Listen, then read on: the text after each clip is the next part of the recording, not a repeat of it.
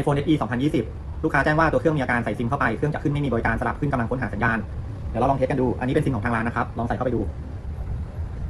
เนี่ยนะครับเครื่องจะขึ้นไม่มีบริการสลับกำลังค้นหาลูกค้านำเครื่องไปเช็คที่ศูนย์แล้วนะครับศูนย์แจ้งว่าตัวเมนบอร์ดมีปัญหาให้เดินเครื่องใหม่อย่างเดียวลูกค้าเลยส่งเครื่องมาซ่อมกับทางร้านอาการลักษณะนี้ส่วนใหญ่เกิดจากตัวเมนบอร์ดมีปัญหายังซ่อมได้นะครับเดี๋ยวเราไปดูกัน